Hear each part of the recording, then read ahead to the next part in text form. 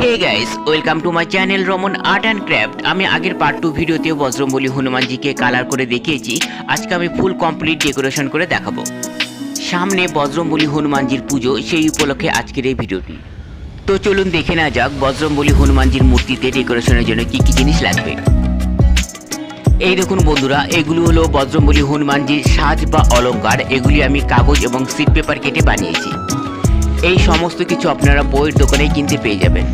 এই দেখুন, এটি হলো হনুমানজির মুকুট, এটিও আমি কাগজ এবং সিট পেপার কেটে বানিয়েছি। আর এগুলি হলো হনুমানজির বস্ত্র এবং মাথার চুল। তো গাইস, এই ছিল আমার আগের পার্ট 2 ভিডিও। এখন আমি বজ্রবলী হনুমানজিকে ডেকোরেশন করে দেখাবো। তো সবার প্রথমে আমি হনুমানজিকে বস্ত্র পরিয়ে নেব, একটু কুচি করে নেব কাছা পরানোর জন্য। এই দেখুন, এটি হলো পিনকাঠি। সমস্ত কিছু আমি পিনকাঠির সাহায্যে আটকে দেবো। এখানে আমার কোনো আঠা লাগবে না বস্ত্র পরাতে। আমার এই বজ্রবলী হনুমানজি মাটি এবং খড় দিয়ে তৈরি, তাই আমি অতি সহজে পিনকাঠি ব্যবহার করতে পারবো। শুধু মাটির প্রতিমা হলে পিনকাঠি ব্যবহার করা যায় না, পিনকাঠি মারলেই ভেঙে যাওয়ার সম্ভাবনা থাকে। দেখুন বন্ধুরা, কাপড়টিকে আমার টুকরো করতে লাগলো না, পুরো কাপড়টি আমি পেঁচিয়ে পিনকাঠি দিয়ে লাগিয়ে নেব।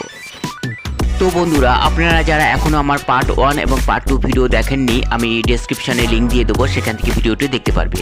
আপনাদের আর্ট অ্যান্ড ক্রাফট ক্যাটাগরির যে সমস্ত ভিডিও প্রয়োজন আমাকে কমেন্টে লিখে জানালে আমি সেই সব ধরনের ভিডিও আপনাদেরকে দেখানোর চেষ্টা করব।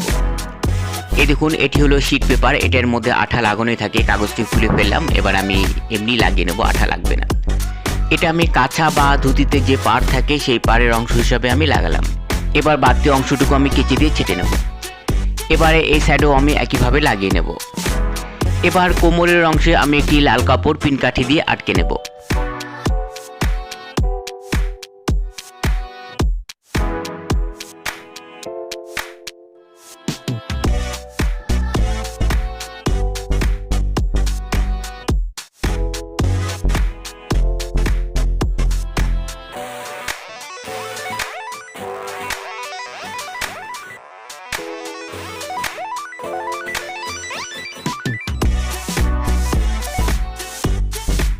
এবার একইভাবে আমি পাড় লাগিয়ে নেব। এখানে কোনো আমি আঠা লাগালাম না, এর মধ্যে আঠা লাগানোই আছে।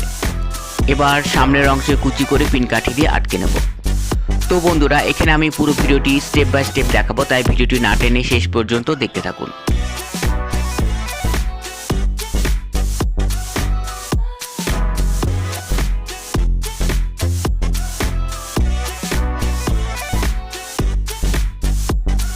এবার এখানে একটু আমি পাড় লাগিয়ে নেব।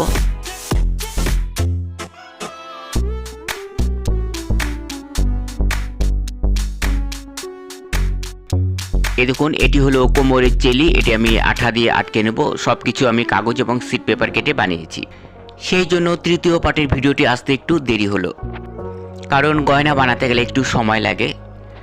আমি সমস্ত প্রতিমার গয়না নিজে হাতে বানাই।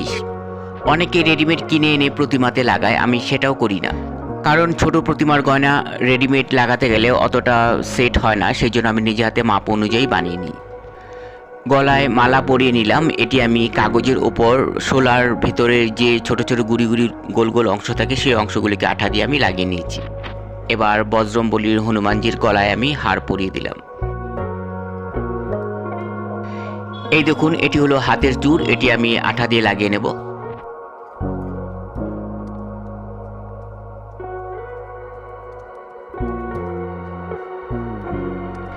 আর এটি হলো হাতের বাজু, দু হাতে আমি আঠা দিয়ে লাগিয়ে নেব।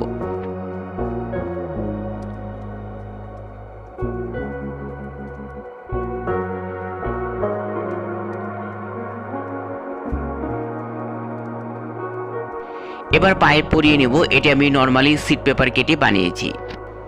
খুবই তাড়াহুড়ো করে এসব আমি সিট পেপার কেটে বানিয়েছি। এবার আমি হনুমানজির মাথায় চুল লাগিয়ে নেব। তো এখানে আমি ভালো করে আঠা লাগিয়ে নিচ্ছি। এখানে আমি ফেভিকল আঠা ব্যবহার করছি। আঠাটি একটু ভালো করে লাগাতে হবে, না হলে চুলগুলি বসবে না।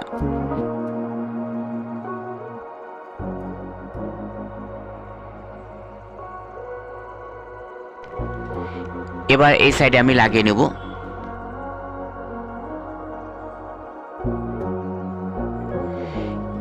এবার আমি সাইডের নিচের অংশের চুলগুলি লাগাবো। তো চুলগুলি আমি একটু কোকড়া করে নেব হাত দিয়েই। এই দেখুন কোকড়ানো হয়ে গেছে, দেখতে ভালো লাগবে।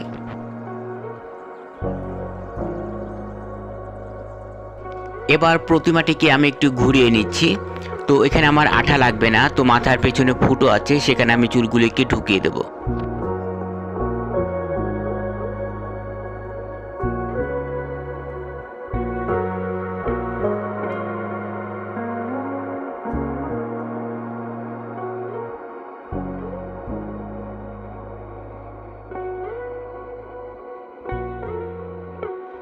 এবার ওপরে অংশে আরেকটু আমি চুল গুজিয়ে নেব।